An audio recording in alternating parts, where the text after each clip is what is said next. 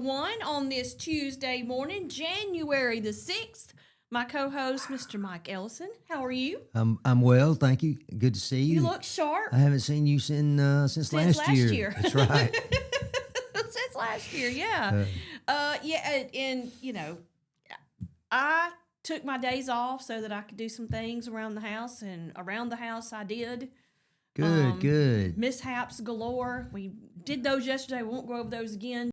I will say that, trying to be a strong, independent woman sometimes doesn't work out so well. No. There's nothing wrong with. Sometimes I should just, as my hubby said, wait till I get home. So some things I should do that. Patience is a virtue. Yeah, I don't have that. Right. Yeah, well, that's something to work on, for the new year, for all of us. Yeah. It's a little foggy out there. Well, on my drive-in, I did notice it. Bill said yesterday on his drive-in it was foggy. I didn't notice it yesterday. Today, I did notice it. It's a lot of fog out there. It's a little misty. That's right. It said the mist is going to be, got my hair going crazy, most of the morning, and then in the afternoon, a little bit in late evening, it's going to crank up again, but it's going to be kind of cool today. Yep. Not overly cold, but just enough to give me a chill that I won't be able to get rid of. It'll be in the 60s. It might reach 70, the peak, around 3 o'clock today. But yeah, I went ahead and wore the. It was really sweater. foggy on the way at my drive-in today from Jemison. I mean, it was a couple spots there where it was hoping nobody was coming. Exactly, and I know a lot of people have to go 65 south, maybe even 59 to wherever they work. 59 and 459 are having a lane shift around the Trussville area. You're prepared for the backups. They've had it all over. Each news outlet was saying how it was going to impact traffic, and it does. I mean, you just have a car on the side of the road will impact it sometimes. Yeah, but lane shifting where you got to slow all the way down to 30 miles an hour, that'll get it every time. Yeah, workers are going to be present, at some point. I think I heard this morning that it was going to be at least 3 months, of this disruption. So so for 3 months, you're going to have a headache. You have to leave a little earlier. Is what I would recommend. Yeah, I got caught by the train. I didn't say this on air yesterday. I got caught by the train in Calera again on 22. I saw the train, and it was moving. It was hauling. And I was like, oh, okay, well, I'm just going to go ahead, and it should be done any minute. And wait. 15 minutes later, well, it was going really, really, really fast. And then I noticed that it started slowing a little bit. And then it slowed, and then it went, stop. Oh, and I no. went, no, you got to be kidding me. So I had to back up, turn around, go down behind by where all the camper stores are, get on the interstate, and then come in. So I had planned to be here much earlier yesterday. I got here right at 6:30. Well, from all of that, that's I was pretty irritated. early. That is like the dumbest time for a train to come through is in the morning, and then if I don't get it in the morning, in the evenings when I'm on my way home, it gets me. We know through here you got a lot of tracks that are single tracks, and then they get to certain spots and they become double. Mm-hmm. So a lot of those trains get to that spot and have to wait for the oncoming train. They've got it all engineered, everything. So. Yeah, I got caught in Selma one time with this train there was a big hub over there, actually, like 4 or 5 tracks coming in. And I found all this out after I waited 20 minutes, Yeah. But this train came up, and it was coming in, like you said, pretty good speed, and then it stopped. And you're saying, okay, well, it'll get going here in a second. And it backed up. And it pulled forward. You think, okay, it's going. Pulls forward a few more minutes, it stops, and backs up. Backs up again. Mm-hmm. There's something about working all those trains in, from 4 tracks down to, 1 or 2. So I'm glad someone else does that instead of me. We had that derailment right there on 22 about 3 weeks ago. Never did hear any really more about it. Find out what happened, what caused it. Did it have a fatality on that? I think it was one of the workers on the train. But they've never really said anything else about it. I hate it when they do that because I'll be looking, trying to find something on it, and it's like crickets. it's like, well, I guess they'll do an update when they do an update. That's Right. kind of the way it is. All right, it's 7:06. I want to thank our morning show sponsors. Thank you to Chilton Mobile Home Supply, Julie Holderfield and Country Financial Insurance, Central Alabama Wellness, Coca-Cola. Look, I waited today. You waited. Oh, okay, Mike waited this morning. This is for you, Mikey. Here we go. A 1 and a 2 and a... Let's go. I wanted to follow you. I was waiting That's on what you. I was waiting on. Oh, yeah, I got to take my first sip. I have cut back dramatically. I had one yesterday morning and one in the afternoon, and that's all the Cokes I had yesterday. Well, I don't drink that many Cokes anymore. I just don't drink any less. So, I'm I like it. I'm enjoying my Coca-Colas. I'm trying so hard to cut back. I did go home yesterday, and hubby was like, the second he got stuck in traffic. He's like, the second I get home, I'm not eating first. I'm not doing anything. I'm changing my clothes, and I'm going downstairs to work out. I didn't see that until after I had gotten home and already had worked out and was upstairs cooking dinner. But yeah, when he went downstairs, he goes, "What are you doing?" And I said, "Well, I'm going to the bathroom." And then he was like, and then he didn't say anything. And then I go in the kitchen and I heard the workout music. So I was already in my comfy clothes. You'd already done your workout. No. Oh, I thought you said you had. No. No, I had not done my workout. Okay. He went downstairs and I heard the bump music going. So I ran in the bedroom real quick, put on my workout clothes, and then ran downstairs and did my 20-minute workout on the elliptical, which is, that thing's gonna kill. It's gonna kill me. It is so hard to do that. I remember you starting at 7. 7 minutes, so you're up to 20. I went to 7 and then 12 and then to 20. It's got to get that heart racing pretty good. It does. Yeah. It does. It's hard. And then I do a few little things afterward. I stretch beforehand, which is important. You got to stretch. Yep, And then yep. I do a few little things after. And then that was it. Yeah, you probably Took my need to take shower and 5-6 minutes to stretch is a good idea. I probably didn't do it that long. I just did a couple of minutes. Yeah, well. Whenever I did Zumba, we had to do a big pre-stretching thing. They wanted you to do it. She played this real soft music and had us stretching our arms and our legs. But Zumba, the very first day I did it, when we stopped and I grabbed my water bottle and I started walking out to the car, I could feel everything locking up. Uh-oh. I immediately went home. I took some ibuprofen, poured me a half a glass of wine, soaked in a tub, and I thought, this surely will keep me from being sore tomorrow. Nope. No.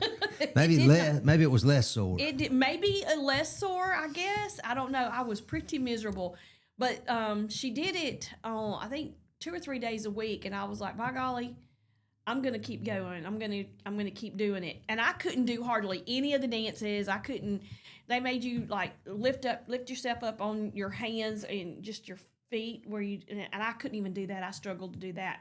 Boy, before I got done with Zumba, I shed, almost 50 pounds, and I lost it really quick though, because I was eating nothing but grilled foods and salads, drinking nothing but water and lemon. I was walking in between my Zumba, and I was working out every morning at the gym. And so I lost 35 pounds like within 6 weeks. How about that? I don't have that same drive or stamina now. Yeah. I'm struggling. I can't. I haven't even. I've been doing it, and I hadn't even lost 2 pounds. So I don't know. It's it is what it is. Well, don't think of it as doing it for that reason. Just think of it as your overall health, and then I bet that comes. It with will. It will. That's but right. Back to that patience thing that I don't have. Yeah. I want instant results. I do. I have to admit. I want to see immediately that my hard work is paying off. And my friend Cindy, she's doing this calorie deficit thing, where you have to, whatever your weight goal is to lose, that you multiply it and do these things to figure out how many calories you're supposed to take in a day. There's a formula, huh? It's a formula, but she says you have to have protein and you have to have carbs. You don't cut any of that stuff out. You just change your eating habits. And most of that comes from processed foods, which is everything I like. Well, Everything anything I like as a processed food. So that means I will have like maybe 4 things that I'll be able, no, not me, it'd be more than that. But they were saying like even dried fruits you don't eat those are processed. The flavored yogurts, can't eat those are processed. Bananas, can't eat those are high in sugar. And I was like, wait a minute. All these, they tell you to eat fruits and vegetables because they're good for you. Now you're telling me don't eat them. What's happening here?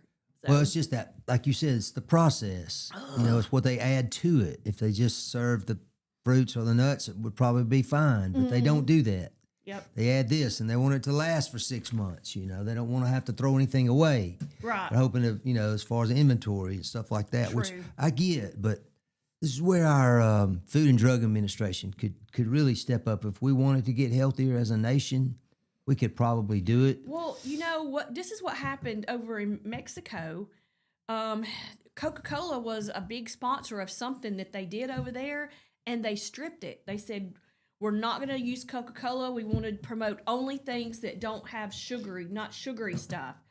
And I was like, but people love Coca-Cola. They're not going to want to drink the other stuff. You're going to force them to do something they don't want to do, which is what Michelle Obama did when she overhauled all the school lunches. Foods. I mean, it made it where kids weren't eating. They were like, "I can't. It's gross. So I much can't of that eat food it." so much more food was wasted. Is what I recall about those days. It was tasteless, and that's you can be healthy and still have some good taste. It's nothing like having a good square piece of pizza with some, niblet corn. Yeah, those always go together. Yeah. the like rectangle that. pizza and the corn. I mean, it had to go together. I mean, it went together like peas and carrots. Yeah, that's right. All right. We also want to thank Chilton Chamber of Commerce, Larry Puckett Chevrolet. They have the largest pre-owned inventory in the area. So before you go anywhere else and buy a new vehicle, here at the first of the year, they're probably going to have a lot of deals on those 2025s. You need to go see Kurt and his team there at Larry Puckett Chevrolet. See what kind of deal they can do for you. Also, Putter Up in Pelham. Save more here in Clanton, Calera, and Brent. Old Orchard, Armor's Furniture, Bruce. But I'm sure he's getting stuff ready for spring because the stores already have St. Patty's Day stuff out. So spring's around the corner, according to retail. Oh, yeah, no doubt. They are. They don't miss a beat.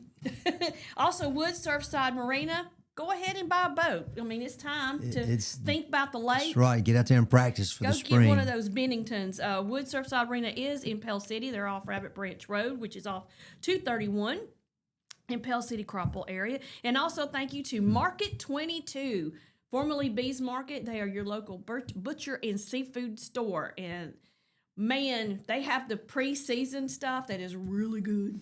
I told you, I went there, got picked up for New Year's Eve, and had a wonderful meal, steak and shrimp, and my wife fixed the shrimp a couple different ways. It was really good. Yum.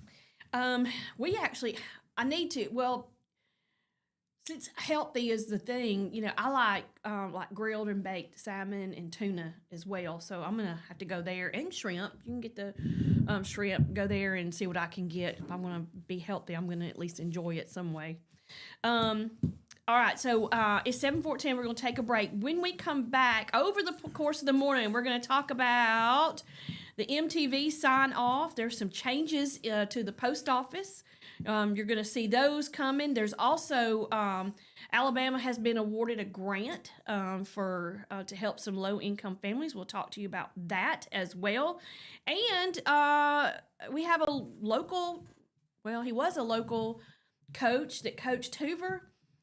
He went to Georgia, and now he is going to be in the pros, in the big time, as a tight end coach. We'll talk about that when we come back as well. So y'all stay with us. You're listening to Morning Mayhem here on Piper Peach Radio. Teresa and Mike broadcasting live from the Clanton Tractor Studios. We'll be right back.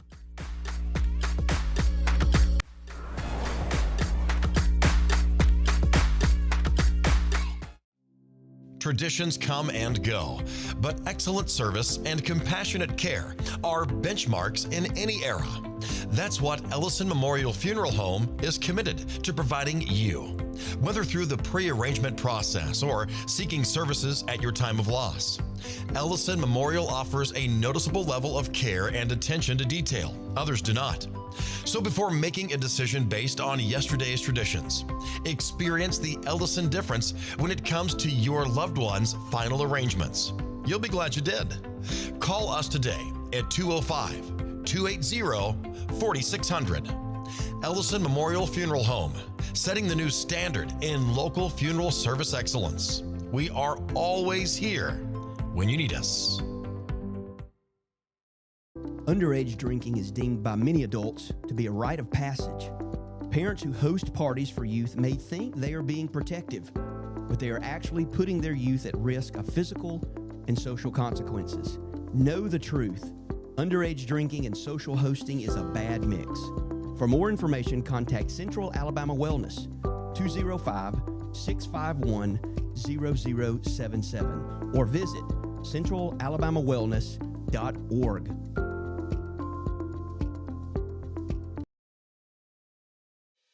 Chilton Mobile Home Parts and Supply is your go-to destination for top quality mobile home parts and supplies in Clanton, Alabama. Conveniently located at 14023 County Road 29, just 3 miles east of Thorsby. We offer a diverse inventory, including underpinning, doors, windows, faucets, tubs, setup supplies, and more.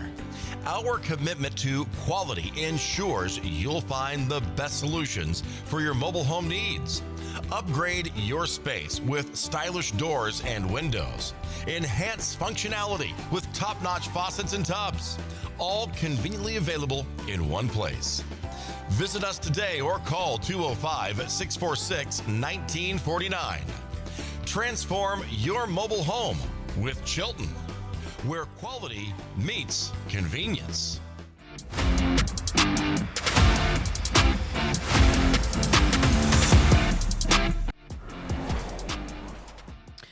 All right, we are back. The time is 7:18. You're listening to Morning Mayhem here on Piper Peach Radio. I want to say good morning to Mr. Mike Baker. He is our friendly Coca-Cola United Montgomery rep.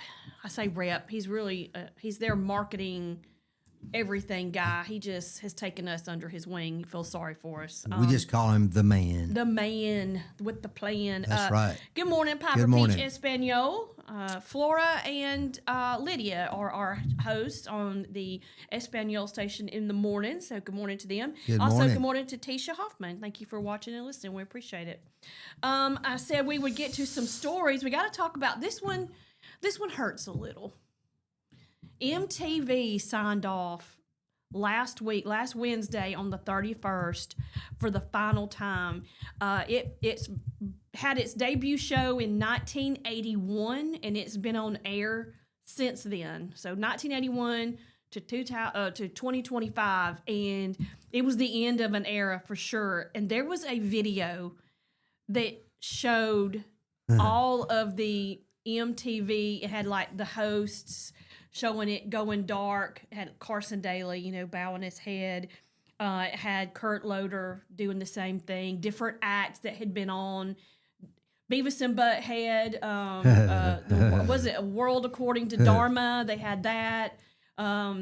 Different ones that they showed on MTV. It all Beavis and Butthead crying, and their cartoons crying, and just different artists that had been on MTV at some point, showing them and everything going dark on them as well.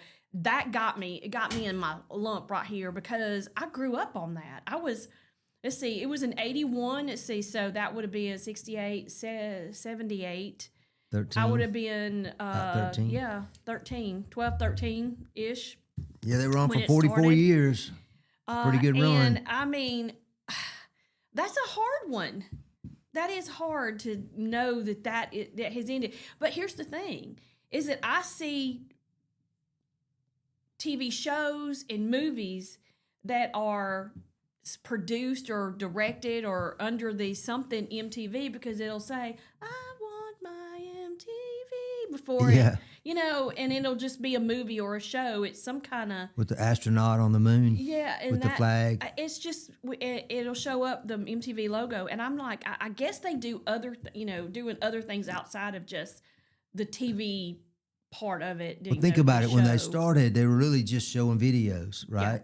Yeah. And the people that hosted, they were called video. We were just talking about it. Video DJs, VJs. VJs. And so I remember there was a lady named Martha. I don't remember Yeah, Martha why. Quinn. Okay, Quinn, thank you. And then there was a couple other guys that I kind of remember. I wasn't a huge fan, but I did watch it some. Well, because you were in college by then, and it was I was. had kind of, I don't know. Well, it had just started in 81. I was in college from 78 to 83. So it was right during that. And so I remember getting it. We got where I lived, we've got cable. Boy, I was like, wow, I have cable. Yes. I like this college thing. But then it came on, a year or two after that, and it was different. And so I didn't watch it, a whole lot. But at first, and then they just like they're doing now, they've just evolved. They started doing shows instead of just showing videos. And then they would show this type of video or that type of video, and that was a show. And then they had the different VJs who would come in with their, just like a disc jockey kind of comes in and puts their spin on it, right? What music they play and such. But it was pretty cool at the time. And then I lost interest in it pretty soon because when they would start doing these shows, it was like you wanted the videos at that point. You didn't really want the shows. That's how I was anyway. I wanted okay, that's a great show, but I mean the real life and all these other ones that they were showing. I just were the real world or real. I don't know what I think they were. real life is it. Maybe I didn't. I different didn't. shows. I stopped watching I just it. wasn't interested in that stuff. I wanted the videos. I wanted to see, the different people in the video. That was what I was all about. And some of those videos were great. They were really entertaining.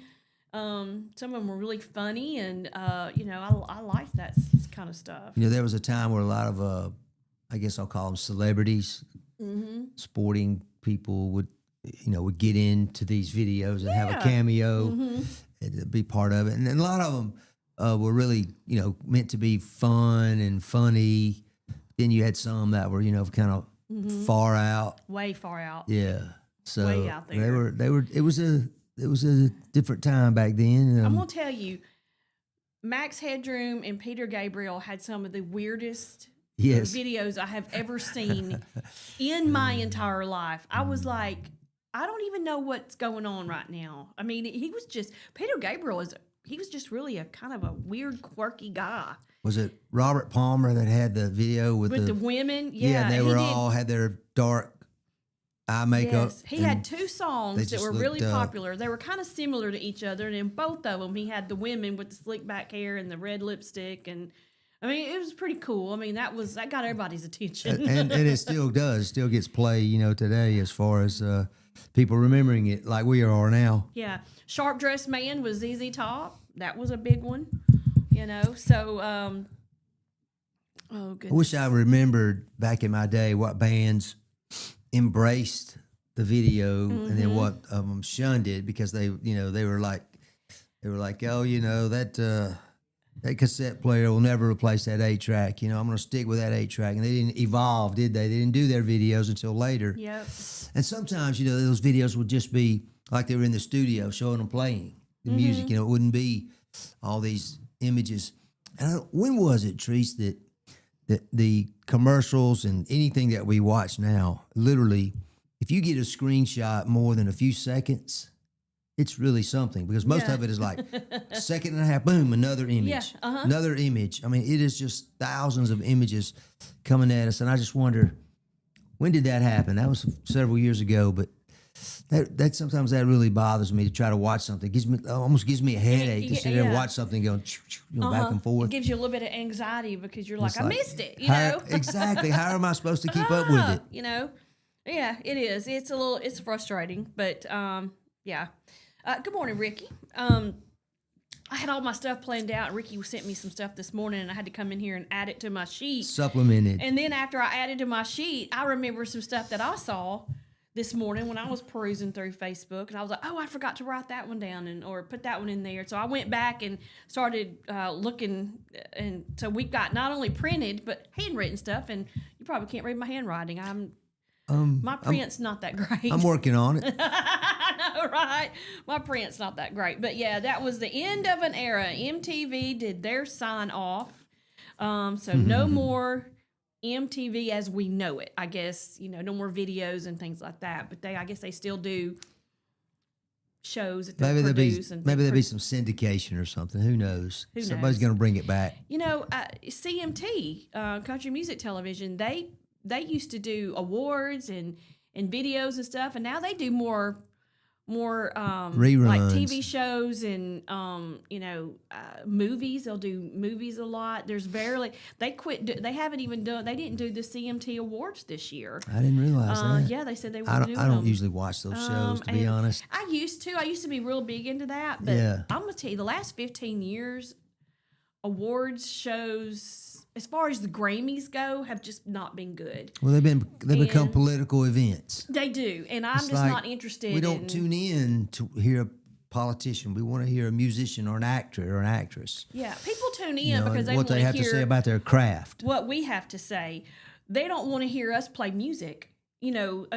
Sing music. They want to hear the music on the radio, but they don't want us up here in the middle of our talking to break out in song. So when you're a musician, Certainly don't want me to do it. I don't want you to break out in a political stance. I mean, just do your craft and get off the stage. That's right. That's what you're there to do, perform. I mean, I don't really care, where you tell me where your political stance is too much, and I don't care which side you're on. I'm probably gonna pull away from it. I'm not gonna, because I don't care. I'm amazed. I'm not running around here shouting to everybody what my political stance is. That's right, I don't do exactly. that. Nobody really cares, to an extent. I mean, I understand people wanting to use a platform and use their voice where all they can, but some of that's not what that is. It's grandstanding as far as I'm concerned. And, It really is. Pandering is another word for Yeah. it, right? and then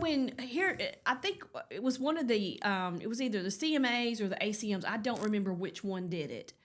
But one of them, they always, Toby Keith never got the recognition he deserved as far as awards. And a lot of that was just internal politics is what I call it.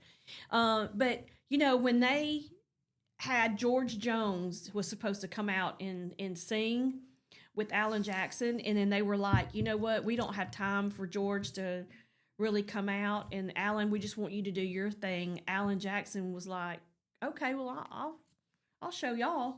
And so he came out and did all George Jones songs and then walked off the stage. He just did a mic drop, and everybody loved it because, George Jones was... It's a big name. Yeah. A big star. He had his issues, but you don't kick somebody like that to the curb. You know what I'm saying? Oh, no. And Alan Jackson was you like, don't we're bump 'em. absolutely not having this. And he quit really kind of showing up to those awards. Toby Keith did too. A lot of artists said, we're not going to do that. Then when they did what they did to Morgan Wallen, they tried to cancel him. And then the fans went nuts, or like, don't you dare cancel him. We want him. They slowly started integrating him back into different categories. But he's like, you can nominate me and put me in a category all you want to. I'm not coming to your award show.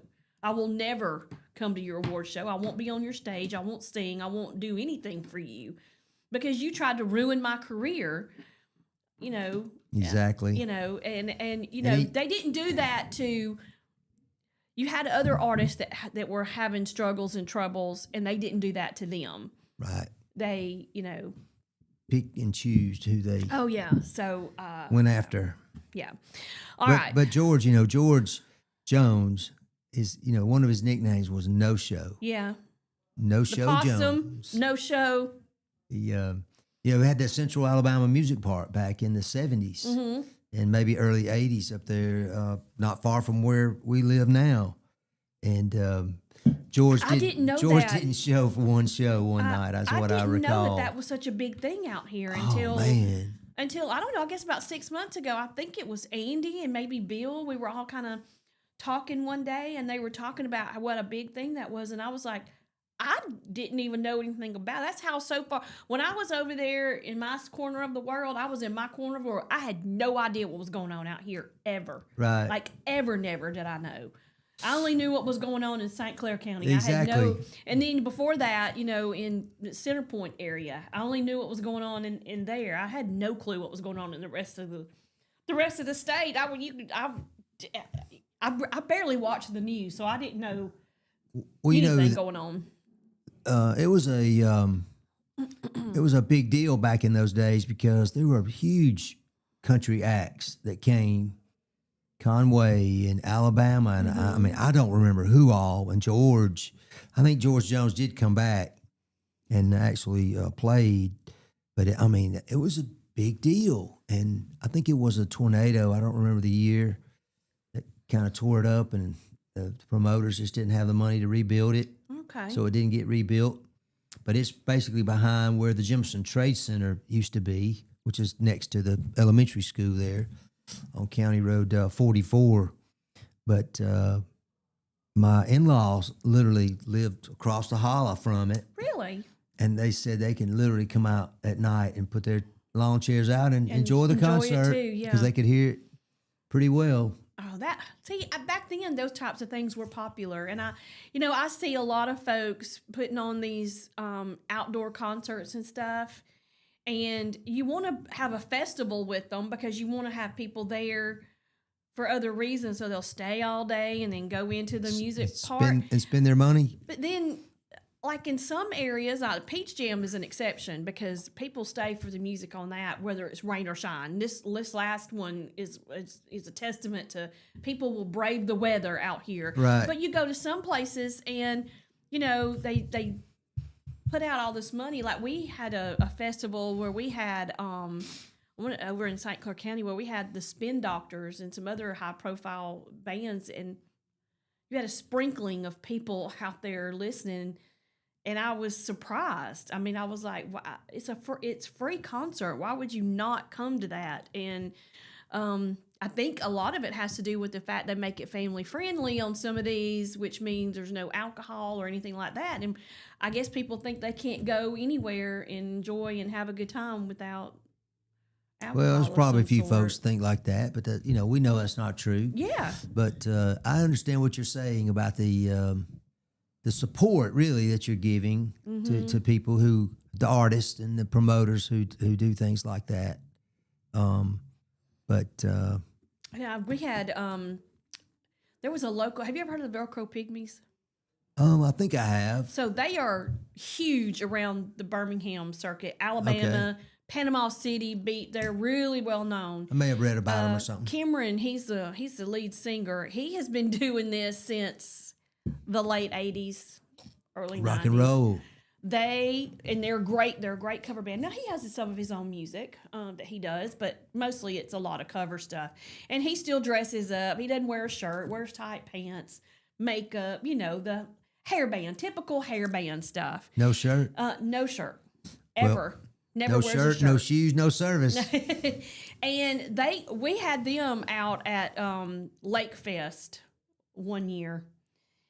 And now we've had other headliners that have come and had, a pretty decent show. We had a country artist. He was a jerk though. And we were like, hope he never comes back. I wouldn't listen to any more of his music. He was really, really walked off stage, left, got mad because they were doing a beach ball in the crowd. He said it affected his PTSD, gave him anxiety. And he stopped in the middle of a song and really acted up and he got his bus and went home. He picked up all his toys and left. And what's his name? What was his name? Tyler Farr. Oh, you do remember? I was going to say, so you might not even remember because he's Tyler not Farr. Probably not. He was horrible. He was awful. Is he like a big star these days? He was at the time. He was pretty, well known. He had a couple of hit songs, but he quickly.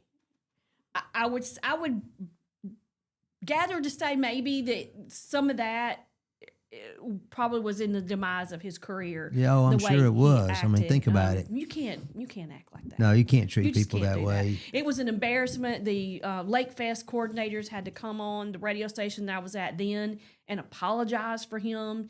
It was a mess. And I mean, that's pretty sad when you pay somebody not, $10,000, but you pay somebody To be an entertainer. to come and Right. rock the stage, and then they get mad and leave and take all their toys home and leave the fans with nothing. They had to get one of the other bands that was like, one of the opening acts to come and finish out the night. Play some more songs. Yeah. But the Velcro Pygmies came, and I have never seen a place packed out like it was. From one end all the way back to where the water started. People had come in on boats. There were so many people to hear the Velcro Pygmies. And somebody got a drone shot of it, and it was crazy. And I mean, they're just a kind of a circuit band. They just kind of travel the circuits and go play all the different locations. I mean, they used to be big at Club La Vila and Spinnakers, I think it was, down in Panama City before those two shut down. And they still touring. They're great guys too. They're really good. So yeah, I was surprised. But you got people, bands like that draw more attention than sometimes your big artists. Hey, some nights it's just their night, and they can really rock the place, Yeah, like and you were talking about, and get people fired up and dancing and stuff. And it was like at Peach Jam a lot. They had Ashley McBride and Larry Fleet, big names, really good artists. More people showed up for Maggie Ball, who was just kind of an opening act, the big act. So, I mean, that just goes to show you, so your name isn't always, but in the case of George Jones and them booting him off the stage and telling Alan Jackson that they're not going to do George's stuff with him, and he got out there and sang all George Jones songs, and then took his guitar. He just took his guitar and walked off the stage. He was so mad, you could tell on his face. He was singing, and he was mad the whole time. So Well, Alan gave up touring at the end of the year too. He had to, and what a great artist. Yep. And he's a stickler for history, and he respects country music's heritage. That's it. He had the respect for country music and its heritage, and I think along the way, these award shows have lost that. Well, the CMT is a great example of, when it started, had a good idea. It was country, and there's a large section of our population who loves it.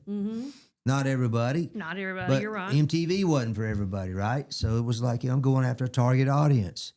But then they shifted, and they got new leaders, and new people came in who weren't committed to that, and that's why they would do something like bump George Jones instead of just saying, you know what, we're going to go 5 minutes longer, and you can broadcast it or not. It was their own network, although a lot of different networks end up covering those shows, don't they? They broadcast them, so they're kind of at their mercy. But so what? Cut off the 5 or adjust your schedule somehow. Yeah.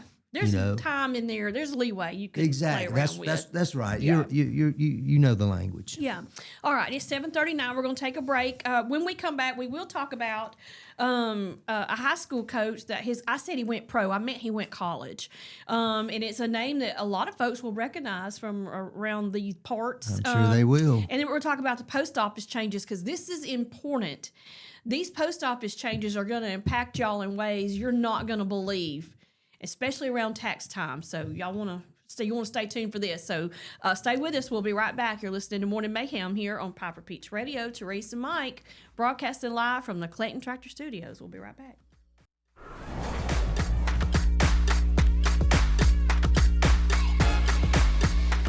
Need reliable towing or diesel repair? Mem's Wrecker and Heavy Duty Diesel Repair has you covered.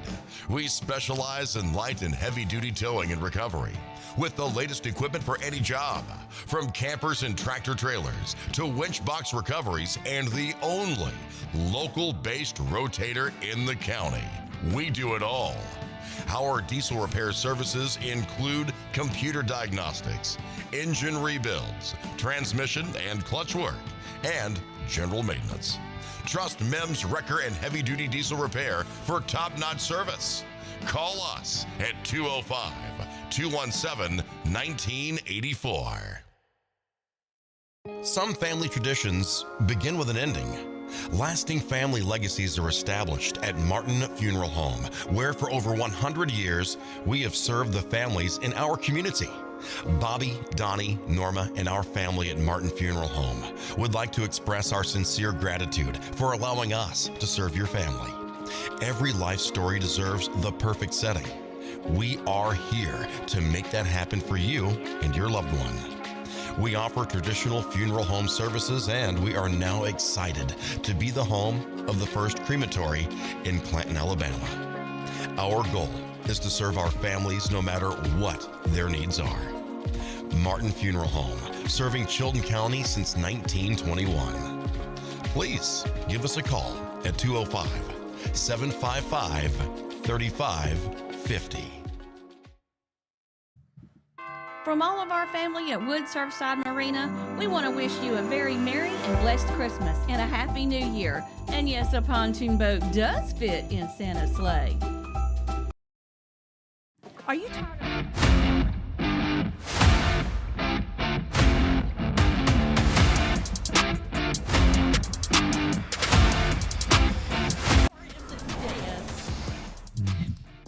We are back.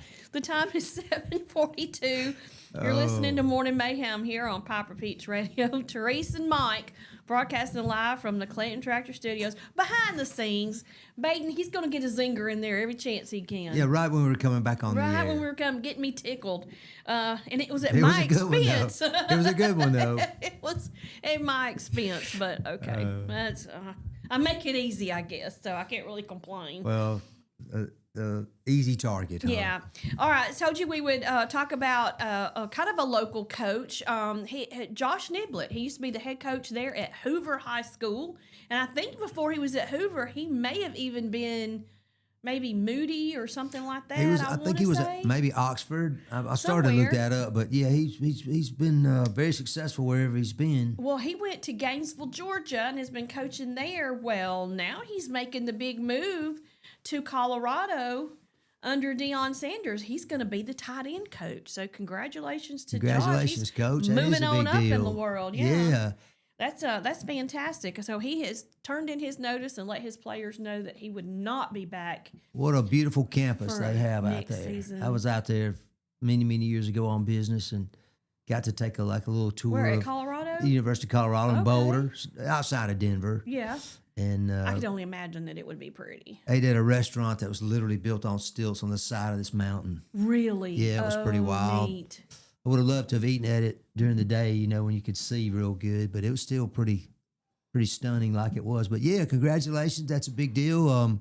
Moving up, I guess, he's been, I don't know if he could just say, I want to say he won maybe 6 championships. Something like that. State championships, which is just, wow, incredible You've at Hoover. You got the Rush Propes of the world. And then you got the Josh Nibletts of the world. That's right. Smart But, character and everything else. I'm going to take a Josh Niblett every Who time. knows what this might lead to. Yeah, that You could know, be this a big opportunity time. he's got. Yeah. Yep. Obviously more money, but And Deion's had a hard time. Coach Sanders had a hard time since his sons left. Last year was a tough year. I want to say they were 4-8. They play in a tough league. They had some tough preseason or pre-conference games, but they just didn't quite rebound as well because Yeah. the year before they won 10 games, I think, which is a real good season. But anyway, he's going out to Colorado. He's gonna be the tight ends coach. So go Buffaloes. We'll see what happens. yeah, good deal. National championship. We got to talk about the players in that. It has come down to, The Final Four. I don't know. Most of these to me were the unlikelies. I did not see this coming like it is at all. I mean, I totally saw Alabama and Georgia with, I reconciled myself that it was going to be Indiana.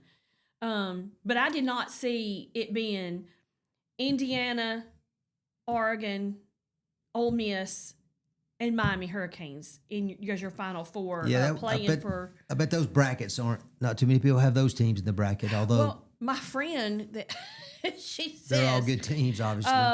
we were talking about Georgia and Alabama losing, and she goes, "Yep, it was a good day for the bookies." Cleaned up. I'm not gonna say who my friend is that it said that, and there's a reason why she knows that, and that's all I'm gonna say. But yeah, I didn't see that. So your take, I watched. Well, here's the thing: I struggled to watch football on New Year's Eve. I didn't finish a game. Zonked out of here. Same thing. New Year's Day, hubby had to work. By the time he got home, Alabama was so far down, I don't think he cared. And so we really just didn't watch any more we haven't watched any more football. There's probably a lot of killed it for him. He's like football season's over as far as he's concerned. He doesn't care what happens now. Because Alabama State doesn't have a dog in the fight. I was kind of tickled to see Ole Miss. That's right. They're in there. Take Final Four. on Georgia. I didn't see them beating Georgia. I did not see that happening. I don't know where that Ole Miss team has been, but they came out of nowhere and they just ran over Georgia. I know that Kirby Smart is probably still stunned to this day. And you know what? It couldn't happen to a nicer guy. We'll say it that way. Mm-hmm. Yeah. Well, that's what you get, as far as I'm concerned. That was payback for his little stunt, and now I can sleep and rest easy because I've been mad about that since it happened. Well, we had a lot to be mad as Auburn fans at last year, but last week I made all these great predictions. I was so confident. I got one right. Which one? I got the Oregon Ducks beating Texas Tech. Okay. I mean, I said Alabama. I thought Indiana was had too little experience in these types of games. Well, as my friend Jamie says, he says Indiana, they're a basketball school. They don't have any business being a football That's school. right. That's what You talk about salty. He is salty about it. He is. And so, what train do you think he's riding on right now? Oh, he's a Hoosier. No. As far as Alabama, what train do you think Jamie is? He's like trying to lead the charge at Alabama for something to take place. Oh. Probably to change the athletic director. And the head coach. Yeah, he thinks DeBoer needs to go. He's like, he's a good guy, but he's not the guy we need.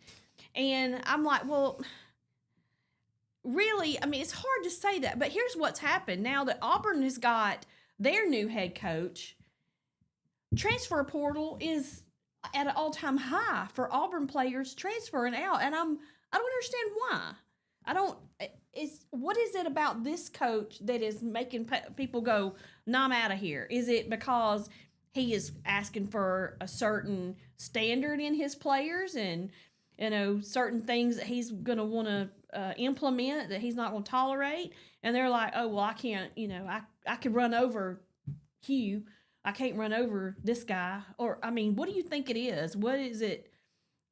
Were they promise something they're not going to get now? I mean, what do you think? Because I think 10 players. I think it's 10 players have entered the transfer portal from Auburn. Oh, it's more than that. It's going to end up being about 30. Really? Yeah, maybe more. It's just so a whole new team basically for Auburn next year. Yeah, just the coaches, but it's really money, Treese. I think because with the name, image, and likeness, the NIL money now. I mean, these guys are just figuring out how much money they can make. I mean, Auburn has a receiver. They offered $2 million to stay. And he said, no, I'm going somewhere else. And I don't know if he named a spot or not. I haven't really paid attention. But they're just going to the highest bidder. And I think one of the things, if you happen to watch some of the ESPN bowl coverage, Coach Saban is basically hinting that, hey, we need to look at tying these players up like the NFL does. They can sign them to a 1-year contract, but they can also sign them to a 3-year contract or a 2, whatever. But give them some. You've got to give the players some penalty if they're just going to keep transferring. Because right now, Treese, I think that the number I heard was over 5,000 football players have entered the transfer portal. Now, I said this all season, the season before and this season. You have got to have some kind of structure. These guys have to have penalties for if you transfer out of, let's say, if we're going to do the NIL, which we're doing, okay, you're going to pay these players, which I'm totally not on board with. I think that it's a backwards way of doing things, but it's here and it's not going anywhere. And my thoughts and opinions on it don't matter to hill of beans to anybody. So if you're going to do that, then it has to have some kind of structure. But they have to understand that if this college is going to give them an education and money, that they have to be willing to give something back. And if they want to transfer, then they have to sit out a year and or pay the money back, or maybe they don't get all the money up front. They forfeit money. I mean, something has to happen. Because otherwise, these players the transfer portal is gonna be full like it is now, and that is such a hit to the game itself, as far as I'm concerned. Having that many guys, thinking that here's the thing. Now you've got guys that are players that think that they are have a little more clout and a little more say so than they really do. You know what I'm saying? And some of them are gonna get their feelings hurt. Because they're going to stay in that transfer portal, and they're probably not going to go anywhere else. And it's their own fault because they, thought a little too highly of themselves. And there are some players that, may make a move, and it might be the best move for them. I don't know. But I don't like the way this is going at all. And I haven't been really fond of this playoff system.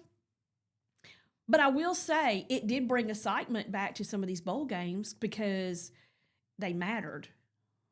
In the scheme of things, these bowl games mattered on whether it hung on whether they were going to get to move on to the national championship. So I did kind of like that. I was like, okay, I like seeing it matter again. Because before people were like, yeah, we're not going to this bowl game or that bowl game. Well, this year you wanted to go because if you didn't know if you were going to be playing for the national championship or not. Yeah, they incorporated the bowl system with the playoffs and let's see, I want to say it's the Fiesta Bowl this weekend or this week. And what's the other bowl? Maybe the Peach Bowl, I think, actually, because Indiana and Oregon, I think, are playing in Atlanta, and then Miami and Ole Miss are playing in Arizona. I think that's right. Well, because they got the teams from the West coming east, and it's kind of like it was last week. I'm going to watch it, and I'm going to pull for Ole Miss. But getting back to the playoffs, I was saying that I had predicted the 4 games, and I thought Indiana would be overwhelmed, and Alabama would take advantage of that. Well, boy, was I wrong. I mean, Alabama just could not get anything going. Indiana dominated them like I can never remember seeing Alabama get dominated so badly. So they are really in a world of hurt right now over there in Tuscaloosa, but they have a history of coming back, and I don't know what's going to happen. But Coach DeBoer, he's under a lot of pressure. You said there were a lot of fans wanted to get rid of him and get rid of the athletic director, but I think the Atlanta Falcons may have something to say about that in the NFL. They've indicated they would like to talk to Coach DeBoer, and especially now with the NIL and the fact that these universities, including ours here in our state, are waking up to the fact that we've got to get some money together, a lot of money. If we're going to have a competitive football team, we need a lot of money. So we'll see what they can come up with, but generally in the past, the NFL has a lot more money than colleges, mainly because there's 31 or 30 teams in the NFL, 31 teams I think, maybe 32. How many ever there are? There's a few, 30, somewhere in there. But they have huge TV contracts, and it's split up amongst just those teams, and so they're worth billions. Yeah. So they typically have more money, and they would be able to outbid Alabama for that coach if they really wanted him. So, and that would be, 2 years, if that happened. I mean, it's just, the money has just gotten so incredibly huge. That's why these players go. I mean, there's several players, Treese, they transfer every year. I mean, they've had the NIL now for about 5 years, I think. And so they just go here and they make 100,000. They go here, they make 200. They go, they're just going where they get paid the most money. Yeah. Zero commitment. Zero commitment. Zero commitment. And zero penalties for not, and I just don't like that at all. Well, We've got, we had a lot of coaches that were fired in the SEC mid-season.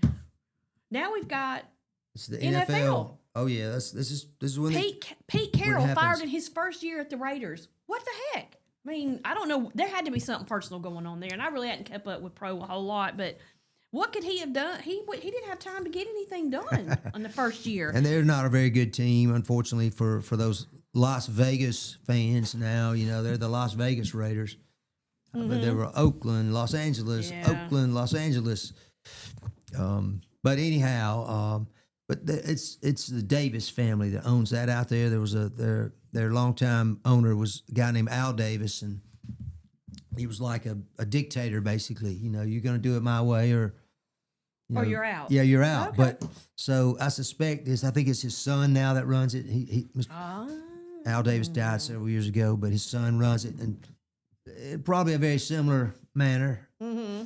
And so I suspect it wouldn't be impossible to see Coach Carroll. He's a Hall of Fame coach. When he retires 5 years later, he's going in the Hall of Fame. I mean, he is just one of those kind of icons. And that's why they brought him in. But they only give him 1 year, and he wins 3 games and lots of injuries. Of course, the whole NFL is lots of injuries. Any team can go down quickly. I struggle. Look at the Kansas City Chiefs. They won 3 or 4 out of the last 5 Super Bowls, and this year they won 6 games. Yeah, they struggled this year. They did. But their quarterback got injured, too. That's what I'm talking about. It's just something, the key player goes down, and that could really cost you. It can. You're right. All right, at 7:57, we went late on a break, so we're going to go ahead and take a break. When we come back, we're going to talk about the post office changes, because these are important, and the Center of Disease Control is making changes to required vaccines, too. We're going to talk about that when we come back. You're listening to Morning Mayhem here on Piper Peach Radio. Therese and Mike, broadcasting live from the Clanton Tractor Studio. We'll be right back.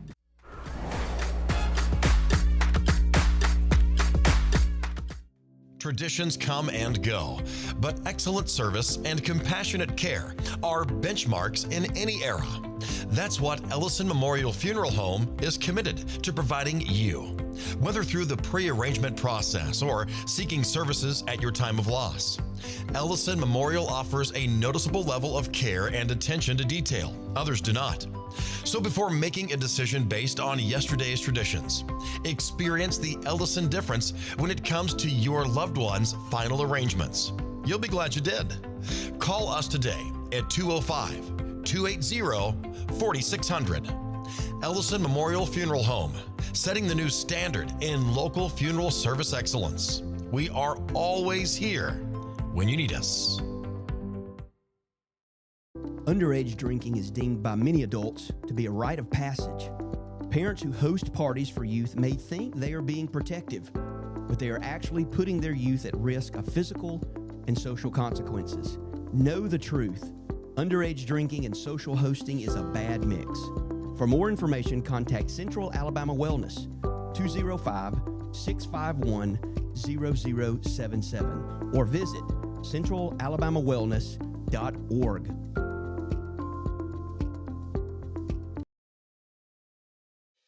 Chilton Mobile Home Parts and Supply is your go-to destination for top quality mobile home parts and supplies in Clanton, Alabama. Conveniently located at 14023 County Road 29, just 3 miles east of Thorsby. We offer a diverse inventory, including underpinning, doors, windows, faucets, tubs, setup supplies, and more. Our commitment to quality ensures you'll find the best solutions for your mobile home needs. Upgrade your space with stylish doors and windows.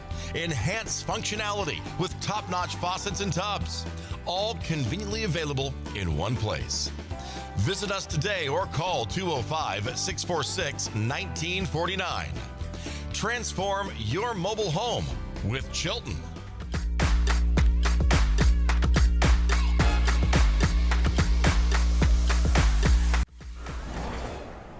We are back. The time is straight up 8 o'clock on this Tuesday morning, January the 6th. My co-host is Mike Ellison, and I am Therese Hannon, and this is Morning Mayhem. Morning again, everybody. Glad you're tuned in today. We were talking about college football, and then we touched on the pro a little bit. And, you know, Pete, like you said, Pete Carroll, he's a Hall of Famer. And then we had some other teams. The Browns fired their coach. And then who was the other one that fired theirs? Arizona Cardinals. Arizona Cardinals. Yeah. You know, they fired a Hall of Famer. They didn't give him a chance. 1 year. One season. That's just so crazy. It's just, I don't know. Sports, I'm really, really getting just a not good taste in my mouth about it anymore. It's just very frustrating when you see this type of turnover in college and NFL. I mean, gone are the days of coaches being there, 15, 20 years. I mean, it's like you want instant results, and that's just not how things work. I don't know. Well, that's what the expectations are, for sure. For sure. But the Browns are a good example. They got this guy named Shedeur Sanders. It's Deion Sanders' his son. They drafted him. He was supposed to go in the top 5 to 10 in last year's draft. Mm-hmm. First 5 or 10 players picked because he was that good. Mm-hmm. But the NFL, I think, colluded with each other. The owners colluded with each other and decided that because he was very outspoken, very much like his dad, speaking out. Which I'm not saying bad or good. That's just his personality. That's his style. And so they kind of got together and said, okay, well, we'll show him. Mm-hmm. He wasn't drafted until the 5th round, which is like 150 players. Instead of being in the top 10, they penalize him, which means he gets a lot less money than he might have made or would have made as a top 5 or top 10 pick. But I got to hand it to him. He goes to the Browns. He lays low. He's a 3rd-string quarterback. And then the 1st-string quarterback gets hurt. He comes back. Then they trade him. So now the 2nd-string quarterback goes in. He gets hurt. So now guess what? Sanders is the starter. Mm-hmm. That's right. And considering he's playing with the Browns and they're just don't have a lot big nucleus around him, he did pretty well. And I guarantee you he'll be back there next year and be probably their starting quarterback unless they sign somebody in free agent. But, I hated it for this coach because I thought, just from a casual observer, and that's all I would be for the NFL, that the Browns had improved a little bit. Mm-hmm. They have this guy named Myles Garrett on their defense, just set a record Sunday. I think he had 23 sacks. In other words, he tackled the quarterback 23 times, not in one game now, but the whole season. Even if it's the season, that's a whole lot. And that is that was an NFL record. It was 22. Wow. He had 22 for a game or two, and he finally got that last sack. And so I think they have some really good players. They just haven't been able to put it together. But I think when you only have a head coach there for 2 years, I mean, how could you build that continuity? You can't. You look at the Pittsburgh Steelers, and you mentioned this just a minute ago, Therese, about there not being very many coaches with much tenure. Mm-hmm. They just come and go. It's a carousel. Yeah. That's what I've always heard it referred to as the coaching carousel. But you look at this and you say, the Steelers, Mike Tomlin is their coach. In my lifetime, the Steelers have had like 3 coaches, and that's 60 years. Mm-hmm. They got named Chuck Noll forever. That followed him, Bill Cowher, I think his name was. And then this guy, Mike Tomlin, comes in, and he, 17, 18 years ago, he looks like a former player. I mean, like he could strap up the pads and go in. But, they had a few rough patches there, and there was thoughts about getting rid of him, but they never got rid of him. And now I think he's 17 or 18 years, and they just won their division. So they're back in the playoffs. So Which is to me better than having that carousel and is. having to start over with a new coach, and because a new coach brings their people in, and you got all new people every single time. New systems. Yeah, Exactly. So yeah. you have to catch lightning in a bottle to win these days if you're going to be Exactly. new. But that's why these guys get fired, because the owners or most of them are billionaires, and they just like you just said, we want it done now.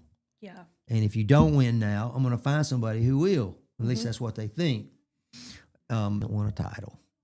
As much as he's meddled and interfered and changed this coach and that coach and this coach and this player, he should have found one person, stuck with him, and he would have been better off. Yep, I agree.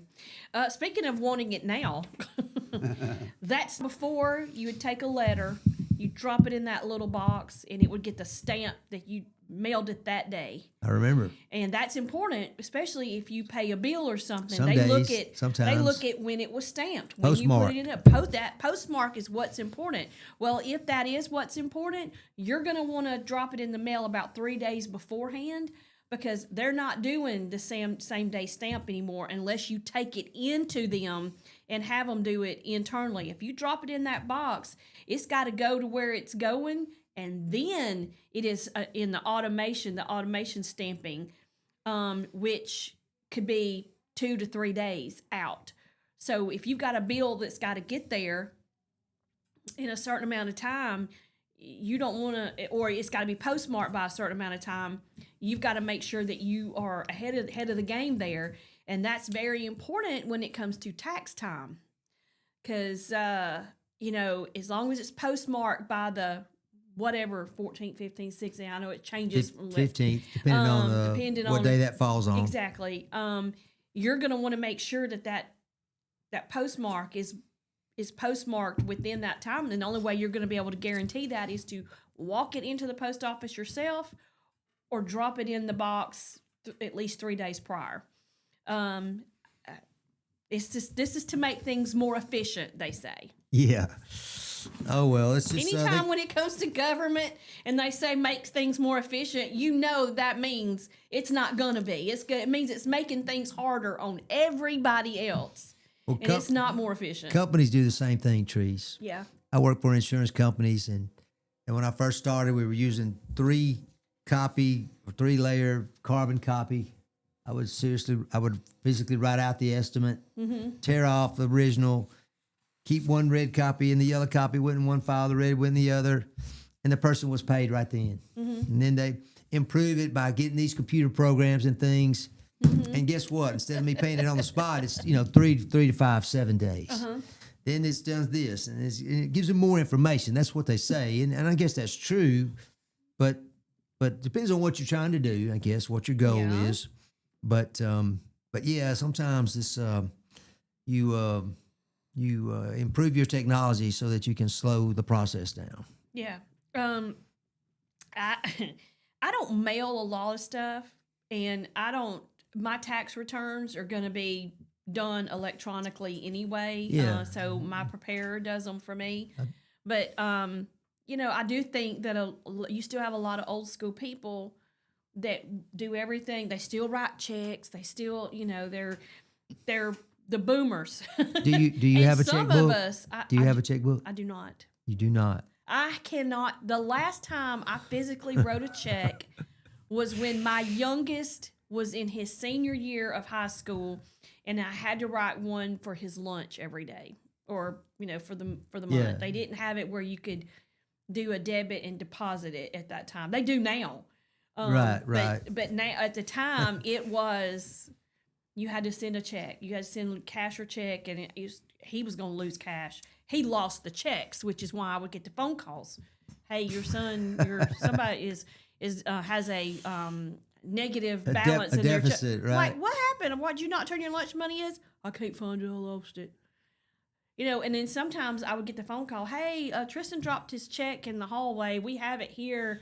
Just wanted to let you know we're going to apply it towards his account. I was like, thank you for doing that. But yeah, no, that's the last time I physically wrote out a check, and he graduated school in 2019, and so that's 7 years ago. So I was the last going to time I ask, wrote a did you pay your bills electronically? Obviously, you do. All of them. Yeah. Well, I don't do every single one, but almost every single one. But And it works out good for me because if something is got a due date, well, I just, log in, pay it, I'm done. I don't have to worry about going to the post office, making a trip to the post office I get it. and all that. And stamps are so expensive now, which is why nobody got a Christmas card this year. I had such good intentions. And now stamps are like 70 cents or something. And I was like, what? No, here, Merry Christmas, text it out, Well, we had been this is sending the out best you're Christmas getting. cards for probably 22 or 3 years in a row, but we missed the last couple. Ever since our daughter got engaged, which has been a long engagement, it was over 2 years. My wife has been laser focused on this event, And nothing else. and I was like, well, honey, it's December, 18th. Don't you want to do the Christmas cards? Because usually she goes in, picks her best picks out, sets it up with some card company, and orders them, and then we get them, a few days, and then we mail them. But now it's 80 cents a letter to go out, and it takes a lot of time because we would send out probably 120, 130 cards, Oh, wow. Yeah. I have tops, I've sent out 10. Well, we just accumulate. I mean, I The rest worked of the time, all I just over hand the. them out. Here's one for you. Here's one for you. I worked all over the country, in my career, so I made a lot of true. friends in different Yeah. places, and stay in touch with them. It's nice, and I have people that will let me know they got it and how much they've watched our family grow, over the years. But we haven't done it, but we are coming back. I'm determined After this. that 26 is going to be. We're going to be 2026. back on the Christmas card train because after we get our daughter married off, which is in March. We talked about that last week. It's coming up. But anyway, once we get that done, we'll be more folks. Be able to get those cards out. But when you mentioned it, it made me think about it. Also, some changes. The CDC, the Center of Disease Control, they are going to change the required vaccinations now. And Fewer shots. It's fewer shots for all children, and they're kind of letting a lot of them. They're letting the parents decide. And the reason they had to do this is because so many parents are choosing not to vaccinate, and I think they're kind of taking the standpoint of, and at least Kennedy is that some of these are just not necessary, and that it should be the parents' choice on whether their children get certain vaccinations. There's still some that are going to be required, like some of your mainstream ones, but then you've got some of the other ones that have kind of been added on. That have been considered mandatory. They're not going to make those mandatory anymore. And, I think it's up to the parents too, because we're finding out so much. Technology has changed, and the way that we're testing and learning and finding out more about different things is changing. And we're finding out that some of these things are probably not a good idea, especially for babies. So they're like making them where newborns are not going to get some shots until like they're 2 or 3 months old now. And I think, a lot of parents, as time has gone on, more and more have chosen not to vaccinate. And at one point, you couldn't enter school unless you were vaccinated. That's right. You had to have that blue sheet, wasn't it? You don't, yeah. Now that's not the case anymore. And I've got my stepdaughter. She's no to vaccines. And I can't say that I blame her. The more we're finding out about certain ones, about the health risk and the things that they cause, especially with the autism, what's actually causing that, kind of hanging out there. I kind of understand why, and I don't blame these parents for picking and choosing what they think is safe and not safe for their babies. Well, you mentioned autism, and I think it's like 10 times. Mm-hmm. I mean, the rate is now 10 times greater than it was, when it was first recognized as autism, children being autistic. And obviously it's something to do with the diet or something. Something about our environment. It definitely. All right, it's 8:15. We're going to take a break. When we come back, we'll finish this topic because I think it's an important one to talk about. But we're also going to have to talk about Alabama has now been awarded grants to help some low income families on some certain bills, and we'll talk about that when we stay come warm back. this winter. Yeah, so stay with us. You're listening to Morning Mayhem here on Piper Peach Radio. Therese and Mike broadcasting live from the Clayton Tractor Studio. We'll be right back. Need reliable towing or diesel repair? MEMS Wrecker and Heavy Duty Diesel Repair has you covered. We specialize in light and heavy duty towing and recovery with the latest equipment for any job, from campers and tractor trailers to winch box recoveries, and the only local-based rotator in the county. We do it all. Our diesel repair services include computer diagnostics, engine rebuilds, transmission and clutch work, and general maintenance. Trust MEMS Wrecker and Heavy Duty Diesel Repair for top-notch service. Call us at 205-217-1984. Some family traditions begin with an ending. Lasting family legacies are established at Martin Funeral Home, where for over 100 years, we have served the families in our community for allowing us to serve your family. Every life story deserves the perfect setting. We are here to make that happen for you and your loved one. We offer traditional funeral home services, and we are now excited to be the home of the first crematory in Clanton, Alabama. Our goal is to serve our families no matter what their needs are. Martin Funeral Home, serving Chilton County since 1921. Please give us a call at 205-755-3550. From all of our family at Wood Surfside Marina, we want to wish you a very merry and blessed Christmas and a happy new year. And yes, a pontoon boat does fit in Santa's sleigh.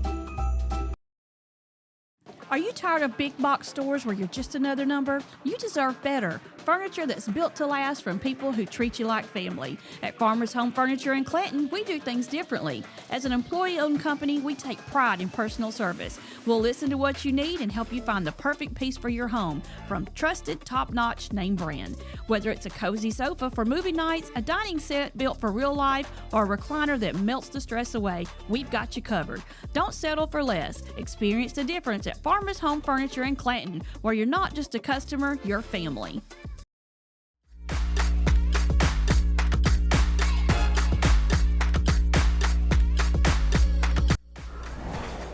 We are back. The time is 8:18. You're listening to Morning Mayhem on Piper Peach Radio. Therese and Mike broadcasting live from the Clayton Tractor Studios. We've been talking about the CDC is making some changes as far as vaccines.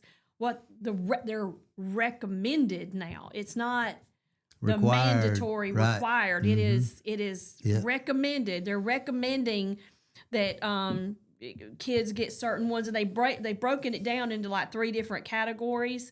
It's those recommended for all children, those recommended for certain high risk groups, and those based on shared clinical decision making, which I guess that would be doctors' recommendations. Right. They're also the reason this whole thing went about is because President Trump was like, he's big on trying to find out what causes autism. And for years, people have speculated that it could be the vaccines. It could be what's in our food. It could be what's in the air. We don't really know. I think they're getting closer to figuring it out. Yeah. And I think this might be one way to figuring it out. But see, we have a lot more. They've added more and more vaccines as time has gone on. And I just don't think that some of these are necessary anymore. And so President Trump was like, let's reach out to some of these other countries and find out what they're doing and how they're keeping these diseases away. What are they doing? So that's kind of where this kind of research and this idea to back off on some of this stuff has come from. And, I guess we'll see. We'll know one way or the other, probably in the next year or so when they do their final, tallies on what's going on. They enter all the data and come up with something, find out if that's been a good thing or a bad thing. Well, that's all part of what the changes going on at the CDC under Secretary Kennedy. You know, he was quote controversial appointment from President Trump, and you know, Teresa, I don't know how much we can believe everything we read True. from these so-called mainstream media of types, but obviously something has changed because of those rates that we just mentioned before the break about autism rates, and I mean, it's like 1 out of 30 now, or maybe less than that. You know, kids have some autistic traits, and so we're trying to figure out what might we be able to change and influence those numbers, you know, in a more positive way like it used to be. And so I give them credit for trying. We'll see, although it can be risky when you think about it. True. Because we've built this up for since I was a little kid. I've got marks all over me, you know, exactly. And so most people have the round scar, you know. Yeah. Mine is like kind of long and a little bit jagged. I think they had that little gun thing that they would shoot do the circle on you. Well, I screamed bloody murder, and I think I may have scared them off, jumped or moved or something. Oh, it may. I remember my dad had to come over and hold my arms down by my side so they could give that thing, because I wasn't having no part of that. I was supposed to always see them on people's, you know, on the outside of their arm. Like, what is that? Is that thing? Well, I always thought, well, I must not have had one. And then one day I'm turning the mirror or something. And you were like, yes, I do. It's on the back of my arm. Oh, they got you in the back. They came up behind you. I don't know how that worked. I really don't. I don't remember. Sneak attack. But I guess I've survived this far after getting it. Yeah. You know, but maybe we will have got too many. And so we'll see how this works. I hope it, you know, doesn't cost us in the long run. But hey, it's the same thing about the flu outbreak that we're experiencing right now, you know, because my goodness gracious. They talk about these flu shots. And, you know, when you get a flu shot, what are they actually giving you? Do you know? The flu. The flu, exactly. They're giving you some variation of it, or what, you know, whatever their statistics and their analysis shows, it's going to be more likely the strain that you need the antibodies for. And the number of people getting flu shots is way down too. So I think the consumer has become, they become to question all these and mandatory and required flu vaccines and suggested even. Yeah, and so when you go to the doctor, they'll say, have you had your flu shot? You know, do you want it? Nope, I do not. It's just not something that my doctor has ever pushed on me, and even told me at the time, the doctor at the time said, you know, he didn't recommend it to you. They tell us to ask you if you want it, but really, you're going to get the flu at some point. And this thing of you can't get the flu from the flu shot, yes, you can. It's supposed to be a dead virus, I guess. I don't know. But I don't know a single person ever that has gone and gotten their flu shot and not gotten the flu. Not one. The only time I ever did it, one time, I got caught up in the mat, you know, in a big room with a lot of people, and everybody was going to go do it, and I guess most people did. Well, I don't know. A short time later, I had the flu, and so I haven't done it. I probably had it maybe 1 or 2 times since then, but I don't even know that I don't ever recall being diagnosed with it.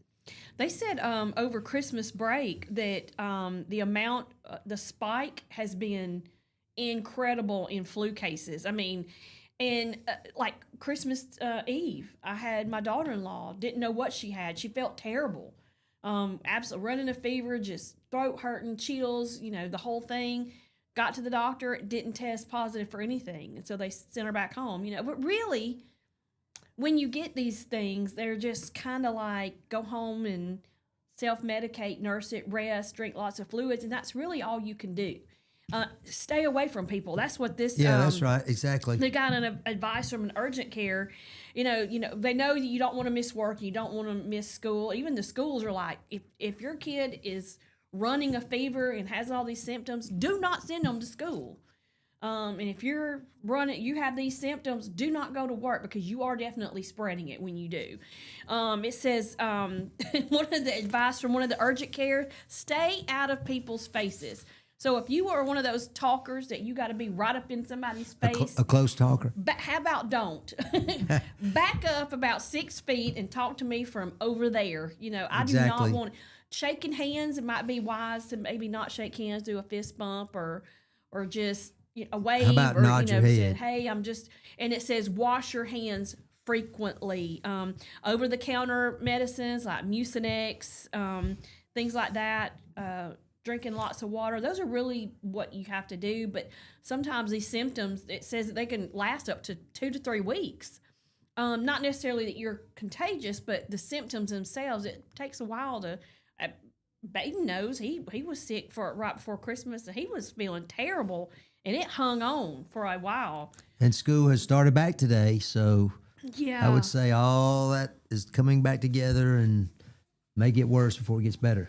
it may. I don't know. I haven't gotten the flu in a minute. What I keep getting is COVID. Every time I have gone to the doctor when I've been sick, it's been COVID related.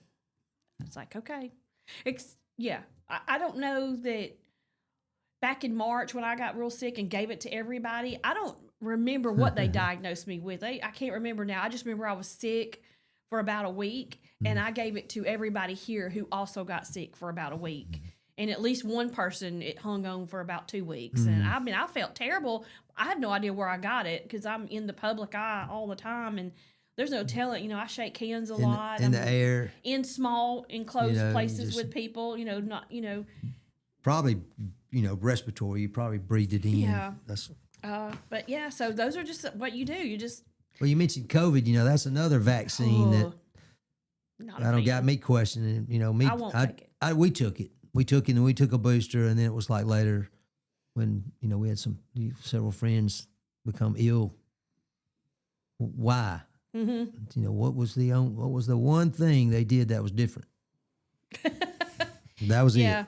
I'm not a fan of the flu shot or the COVID shot. I'm not gonna take either one. Anymore? No more of that. No more of that. Nope. Well, that's the same. That's why people are doing. They've kind of revolted against all these vaccinations that the experts say that we need. I don't know if that I trust some of these experts sometimes. That's exactly right. You don't know And what that's, side of the coin they're on. Is it you're on the side of the pharmaceuticals that are making the billions of dollars.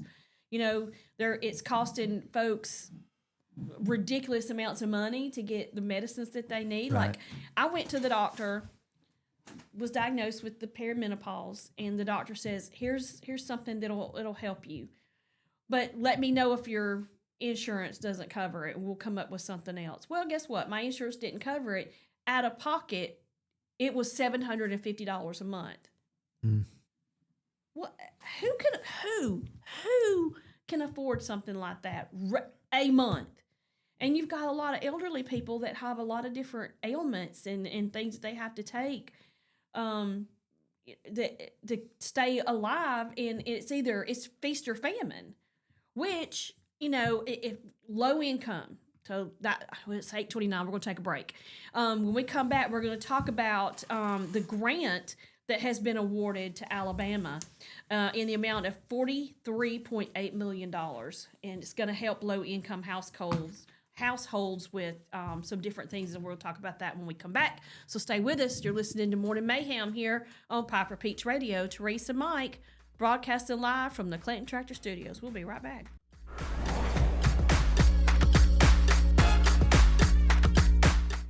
Traditions come and go, but excellent service and compassionate care are benchmarks in any era. That's what Ellison Memorial Funeral Home is committed to providing you, whether through the pre-arrangement process or seeking services at your time of loss. Ellison Memorial offers a noticeable level of care and attention to detail. Others do not.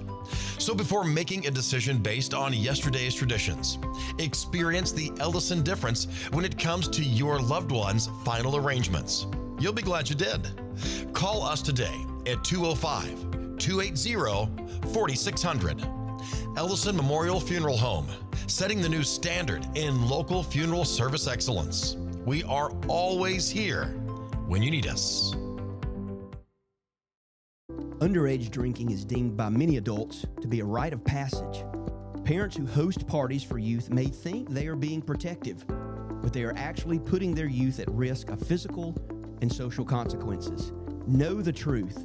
Underage drinking and social hosting is a bad mix. For more information, contact Central Alabama Wellness, 205-651-0077, or visit centralalabamawellness.org.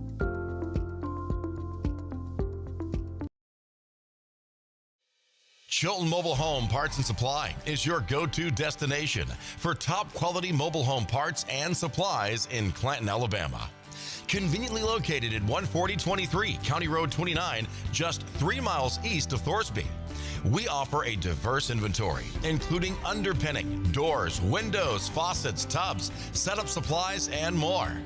Our commitment to quality ensures you'll find the best solutions for your mobile home needs.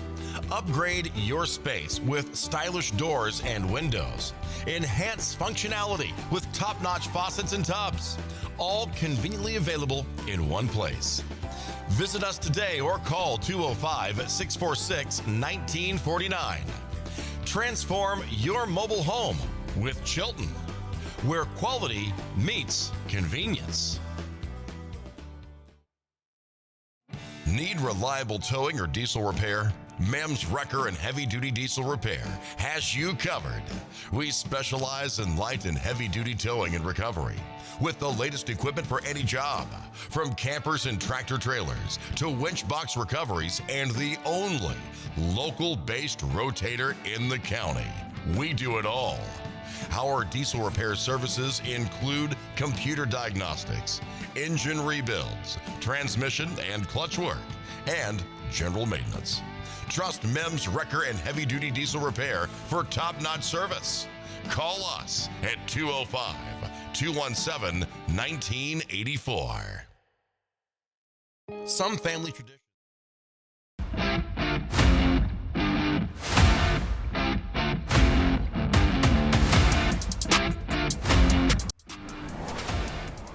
We are back. The time is 8:32. You're listening to Morning Mayhem here on Piper Peach Radio. Therese and Mike broadcasting live from the Clanton Tractor Studios on this Tuesday, January 6th. Good morning to Miss Laura. Thank you for watching and listening. We got some stuff going on around the area. Let's see. Verbena has several things going on. This month, they have the Miss Davina pageant. Forms are due Friday, which is January the 9th.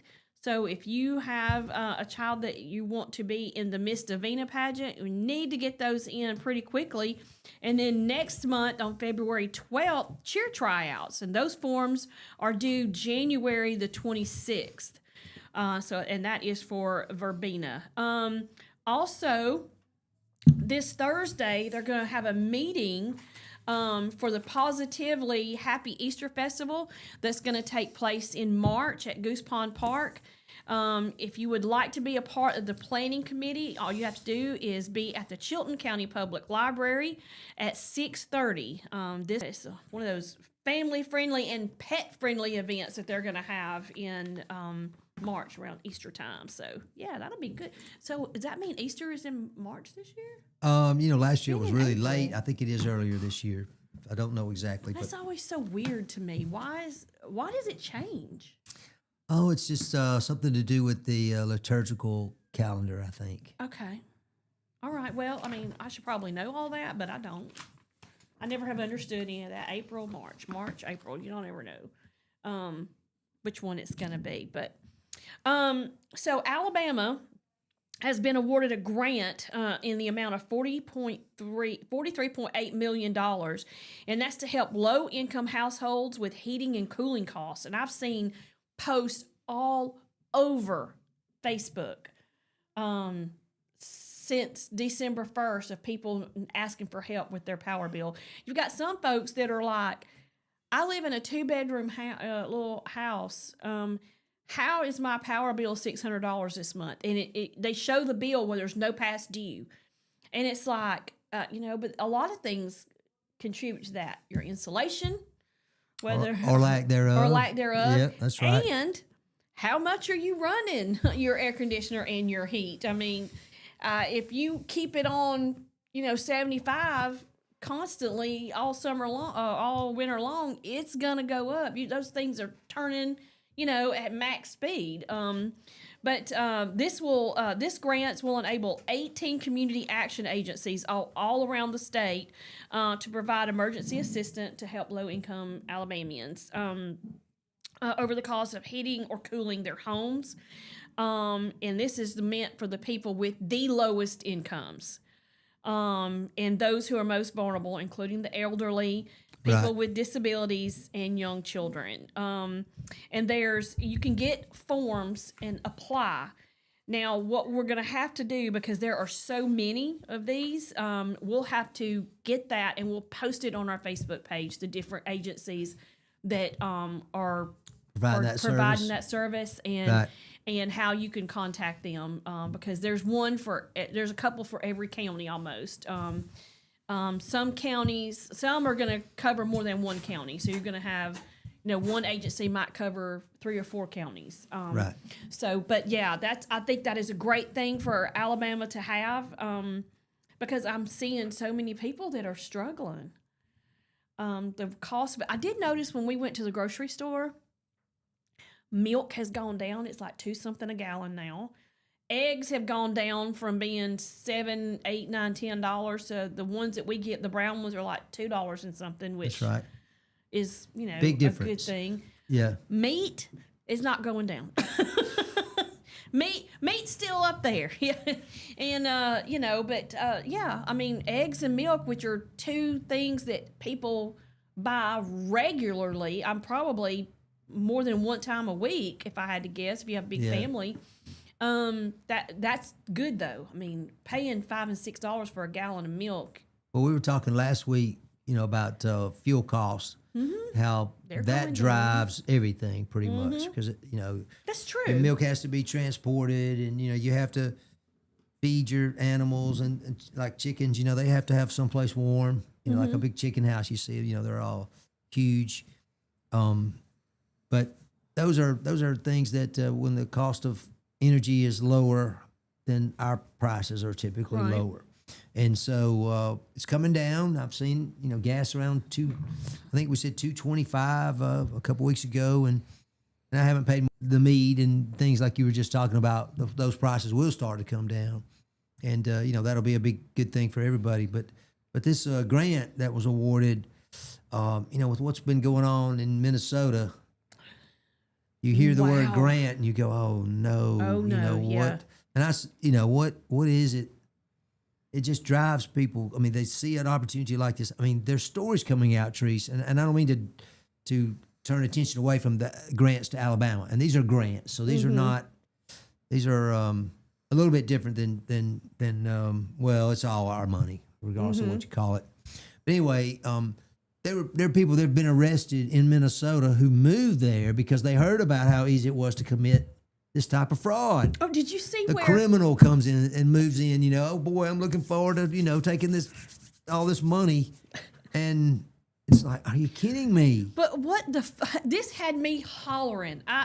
This man, who is one of the Somalian representative of the daycares. Oh, I know what you're going to talk about. Comes on national TV and says, unfortunately, someone has broken into all of our facilities and stolen all of our records. So therefore, we don't have any records to show you. No, we don't have the records of the children. We don't have any records of the employees. All these things that they represented was going on to officials, both state and federal. And that is laughable. That is absolutely laughable. I mean, yeah, it probably was somebody came in and took all of them, but it was somebody that was trying to hide what's been going on. Did you see the pictures of where they allegedly broke into the building? No, I didn't see that. I mean, it's like a little cubby hole, It's like, wait a minute, how did they get in and then get all the stuff out? It's like they were stealthing. And just to hear the guy reading it, because and I don't mean to make fun of him, okay? This is just a fact. The way he read it was the broken English. It sounded really funny to me because he was like, we need y'all to believe that we got our building broken into and all these records that we know you're going to want for us to prove that we have all these children here, which there's just dozens of them that don't. They're shams. They're shell. And There's a front. They misspelled a sign. It says Leering Center. It's like, well, maybe you need to work on that part first. I don't know what you're leering, but you should be learning. And if you can't even spell learning, then they're not learning anything if they were there. But here's what got me, too. You actually have people here in the United States that are supposed to have some sort of brain cells in their brain that they've seen this stuff on Facebook and said, well, maybe they kept the daycare doors locked to keep people out because it's nobody's business whose children are going to that daycare, and you've got to be safe because you don't want anybody just to be able to walk in and take the children. Well, that's all true. Well, yeah, that is true, but there's no children. There never has been any children there. What part of that can't you get through your head? I mean, I was just like, why are you defending the Somalians on this? Exactly. That's that mainstream media thing we were just talking about. What are we doing? The guy, I forget his last name, Nick. Do you recall what his last name was? The young guy, he's like 24 years old. Oh, yeah, he's the one that broke this thing and open. He and this other older gentleman, this guy was a real advocate for it. Well, this guy said, well, let's go around, let's check them out. So they started going to these places. They go to one building, there's like 24 health centers. And he would go and he said, I just want to see about signing up for some health care. And, they're all covering their faces. They don't want the cameras to see them because they know later they're going to be prosecuted. And certainly now they are. But what does the mainstream media does? Instead of being, well, wow, look at all this fraud. What are they doing? They're attacking this young guy, calling him a right-winger, and it's like, God, what is wrong with these people? They would just as soon have all of our money stolen from us as opposed to actually coming down the side of law and order just once. The left is going, these people moved here to get a better way of life, and now you're accusing them of fraud, and you're doing... Yeah, that's exactly what they're doing is fraud. Yeah, we're accusing them because that's what they did. Well, they've already gotten like 80 some odd convictions, not just charges filed against people, but people have already been tried or agreed to accept some sort of plea deal or whatever, but they've been convicted of these crimes of stealing this money. That's has been going on for so long and it's just now kind of the lid has blown off of it, but some of this they already had figured out a lot of it and we're already in the process. So now some of these folks are just on their way out the door of being deported. They're not able to come here anymore. They're not able to come here ever again. Like you don't come back in the United States. But now the governor of Minnesota. There you go. That's where I was going next. He's like, maybe I won't run next time because he's all wrapped up in this whole thing. He knew exactly what was going on. I'm telling you. The handwriting on the wall, folks. Right there. There it is.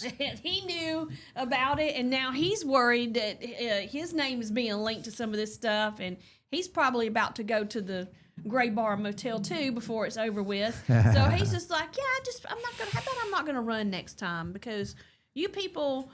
You're a lot. You're an extra, and you're doing this and you're doing that. So I'm just not going to run anymore. I mean, that's just kind of his stance on it. I'm like, what are you doing? I heard him this morning when he was announcing that he would not run for re-election. He's a two-term governor. They have no term limits there in Minnesota like we have in Alabama. A governor can't serve but 2 terms, consecutive terms. But he's like, he goes in and he blames the Republicans. It's like, no. The blame goes to these people stealing this money. It's not the Republicans' fault that these people are stealing this money. And I don't care whether they're Republicans, Democrats, it doesn't matter. They're stealing the money. That's where the focus needs to be. Yeah. You and your team appear to have been asleep at the proverbial wheel. While they should have been.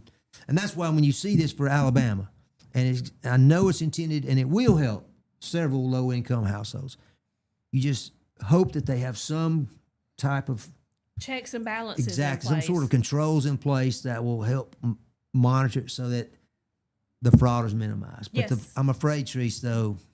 Well, here's what's going to happen. The fraud is just rampant wherever you go, not just Minnesota. Because you're going to have somebody who just don't want to pay a bill say, I'm going to put that I only make $1,000 Yeah, X. every 3 Yeah, months whatever. or something. Right, And whatever I'm that going to minimum forge is. and get some fake stuff in here, and I'm going to show that I only made this much money, so that, and then meanwhile, they're living in a XYZ house or whatever and getting their bills paid. It's going to happen because there's just people out there who are more inclined to figure out how to get something for free than to actually work for something. Well, we just went That's through gonna happen. we just went through the government shutdown and the EBT, all that loud noise that was tossed around there, and I'm sure you saw it on Facebook. There's a lot of these people making videos and saying, you can't tell me what I can buy with the money, with my money. That's the way they look at it. It's their money.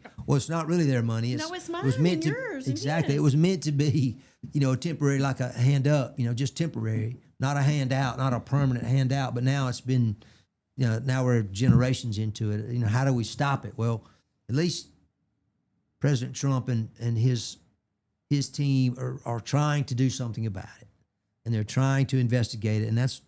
But this thing in Minnesota has been going on, and like you said, they've already got all the convictions. They've been looking at it for years.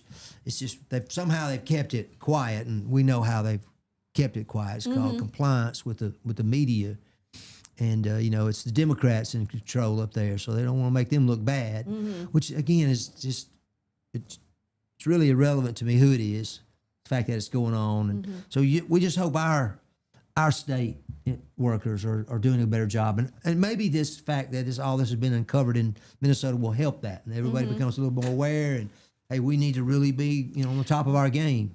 There's more that's followed. There is going to follow suit. I mean, I feel like you're going to find out more of these little hot spots. It's not going to be just Minnesota. It's It's not. It's already California, it's New gonna- York. They're talking billions of Oh dollars. yeah, I mean, which Just is crazy. outright stealing the money. Yep. All right. It is 8:47. We're going to take another break. When we Arr. come back, we got to talk about how the day after Christmas, what you find in stores, which is wild, and a nursing home got set on fire, and we'll tell you how that got set on fire when we come back. It's crazy. So stay with us. You're listening to Morning Mayhem here on Piper Peach Radio. Therese and Mike broadcasting live from the Clayton Tractor Studio. We'll be right back.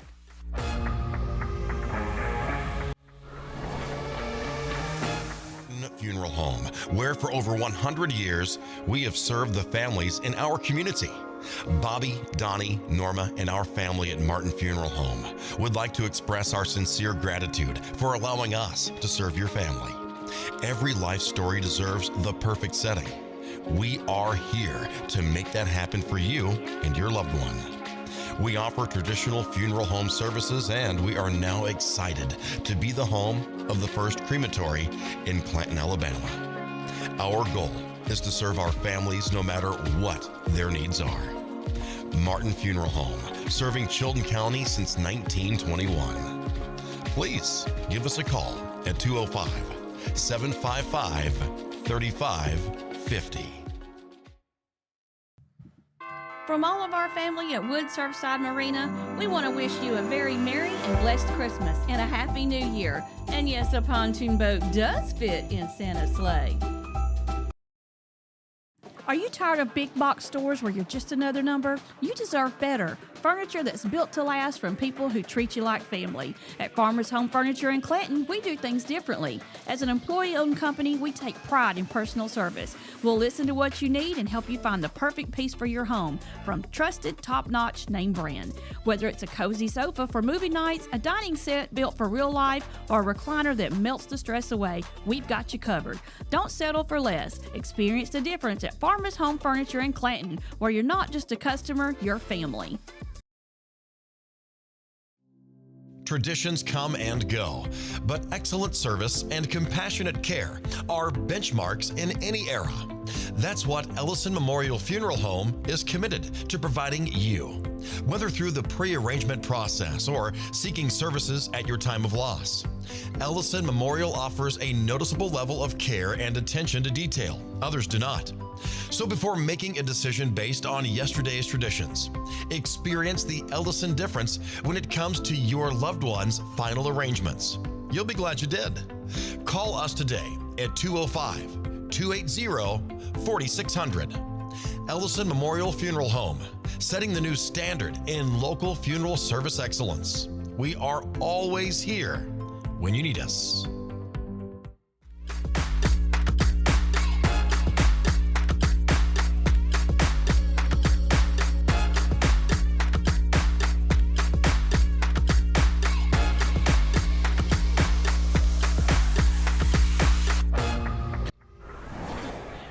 We are back. The time is 8:51. You're listening to Morning Mayhem here on Piper Peach Radio. Teresa and Mike broadcasting live from the Clayton Tractor Studios on this Tuesday, January 6th. It's going to be a little misty and I guess cool today.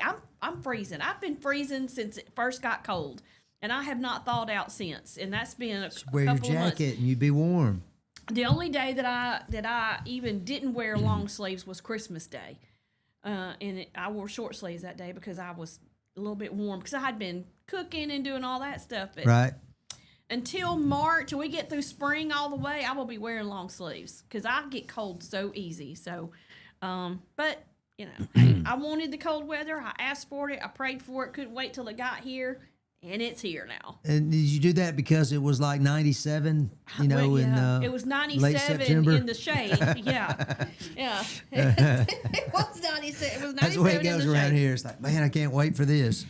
I had to run into the big box store, which, you know, I hate doing. I hate going to the big box store.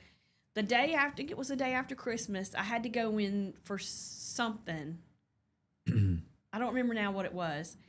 And the second that I walked in, what do you think was out? The day after Christmas.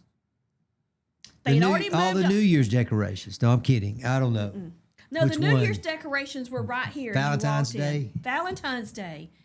And St. Patrick's Day stuff. I mean, what did they have elves come in the day after Christmas and just move all the Christmas stuff had been moved to the clearance place, So and in its place they didn't have it all out, but they were in the process of setting out the Valentine's Day stuff. That just wrecks my brain when I see that. I miss my life. Don't Figure out a way to get it. And it makes Dead end road, so there's not a lot of people going to be doing a lot of judging. But, I'm right there on but that she, street. she put it up a few years ago, and Street, they still have their blow up stuff in the yard. It just hadn't been blowing it up. It's just deflated. It hadn't been turned on anymore. It's just sitting there. I've got to take mine down at some point. How you gonna take that Santa Claus down finally? Yeah, I had some things come up this weekend. I was intended to do it, but wasn't able to get it done. So Couldn't get it done. but yeah, Santa Claus is still up. Well, he made the cut. He made the cut. I'm getting his 3 weeks in, just past Christmas is all. Did you hear the story? This is terrible too. A nursing home that got caught fire. I did. It was a devastating fire. Luckily there were 0 injuries. This happened. I did see that, but I didn't put it in it.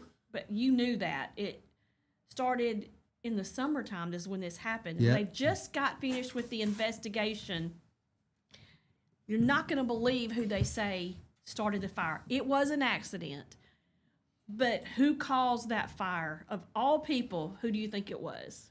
Well, I know the story, so you want me to answer? Yes, go ahead. Missouri, which I looked up, and it's near called. Apparently didn't know was plastic.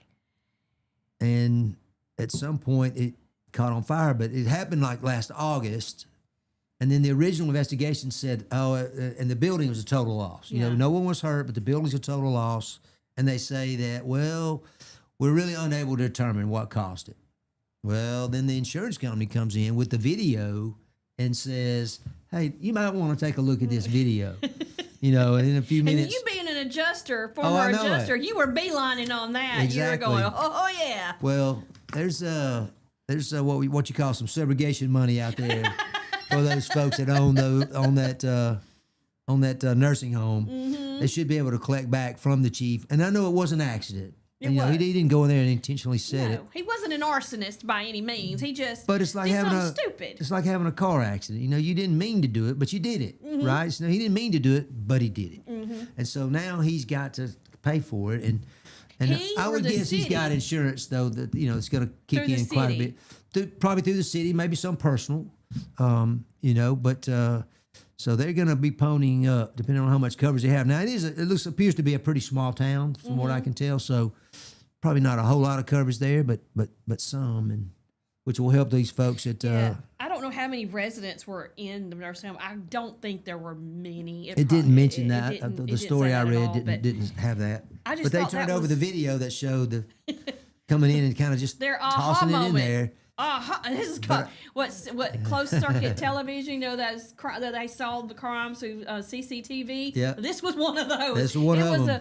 It was not an intentional crime, but I mean, still, he just and to boot. This is what the kicker was to me. The type of cigarette that he was smoking is supposed to extinguish itself, except it didn't because it was plastic. It was just sitting on that plastic until it got hot enough, I guess. I guess it doesn't take much, I does don't it? know. But I mean, it is a red hot wild. fire on the end of those things. So yeah, he it said he imagine- would be possibly facing charges. Really? For neglect or negligence, I mean. Negligence. That's right. So, what, think he'll lose his job? I would like to think he wouldn't, but at the same time, if it cost them $2 or $3 million to rebuild this, and maybe more, it doesn't say how much it is. Yeah. If You it know, was a rebuild total this loss, that facility. means nothing was salvageable. Yes, that's right. So it No doesn't. equipment, because they still, nursing homes have to have, equipments and Sure, medicines oxygen. and all that kind of stuff. Oh my gosh. Oxygen tanks Think and about the oxygen tanks. kaboom! I'm sure that sure they exploded, but Oh, I didn't think about yeah, that. those things. And but like you said, equipment, and I'm sure they had a cafeteria with a full kitchen and all that stuff. So I did not think about the oxygen. I'm sitting here just thinking, and your blood pressure hickeys and, yeah, they got those too. A bunch of them, probably the EKG thingies. all kind of tongue depressors. Those are all They gone. still say, oh. Open your mouth and say, oh. They used to use those tongue depressors, and they don't. I haven't had a doctor use one, and I don't know how long. Right. They just say, open up real big and stick out your tongue and say, and I do, and they'll be like, oh, yeah, your throat's a little red. Open mouth insert.